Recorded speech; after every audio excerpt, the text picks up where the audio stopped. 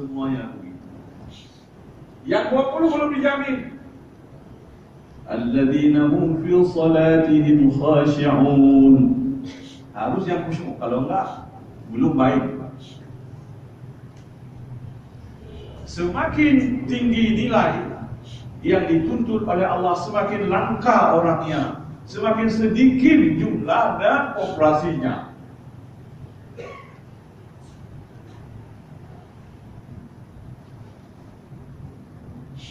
Jadi kira-kira ulun sembahyang 20% ni 40% nak khusyuk.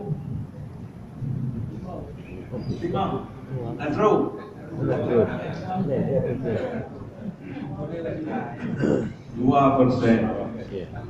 Jadi yang baik manusia dari 8 miliar di dunia hanya 2%. 2% dari 8 miliar berapa?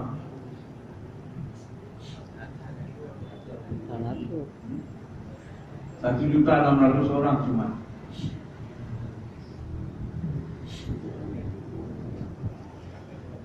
Dari 8 miliar.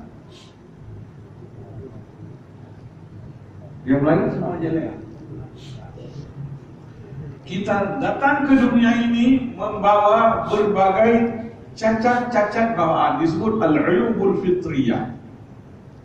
Cacat-cacat bawaan. Saya, bapak, ibu lahir dengan cacat-cacat bawaan. Begitu lahir, rambut kering, kuak. Bukan main sombongnya anak ini. Mireh-mireh, dikabur, sombong. Protesnya protes, kerjain ke. Begitu lahir sudah menjerit-jerit, sombong.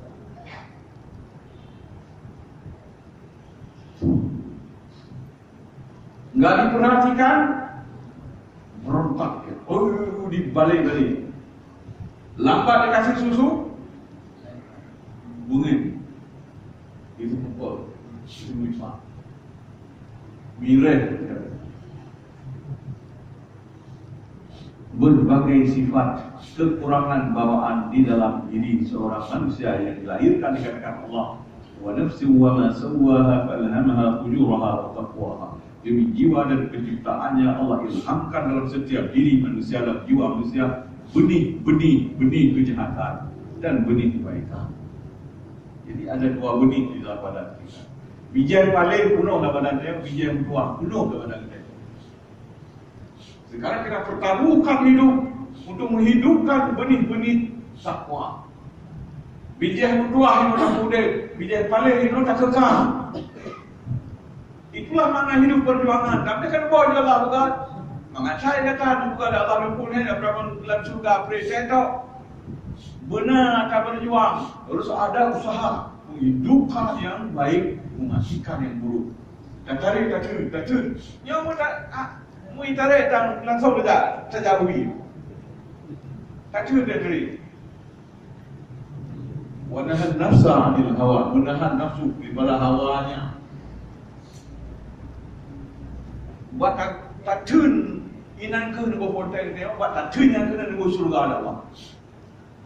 Yang minta rekan kerja itu. Itu sekali takdir Allah atau neraka. Maka saya bukan aja tulis to be born to be hell dweller. Le yuka itu dua nabi dilahirkan untuk penghuni neraka.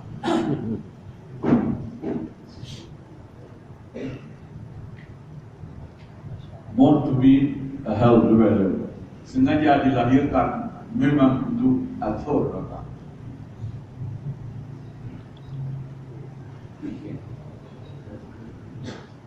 Cacat-cacat bawaan ini mulai anak-anak yang belum tumbuh gigi sampai orang tua yang sudah tidak ada gigi lagi tak hilang.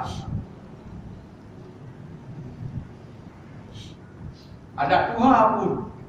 Ada tapi ibu rame-rame merubah-rubah untuk kampung barit merubah-rubah. Saya jaga itu dicoba rakus. Jangankan anak-anak yang sudah tua-tua juga rakus. Sombong, membela diri, menahankan dirinya walaupun salah. Semua ini disebut dengan al-qusurul dzati, kelemahan-kelemahan pribadi kita. Dengan sebab kelemahan pribadi ini kita tidak jadi manusia yang baik sebelum kita mengenal Allah.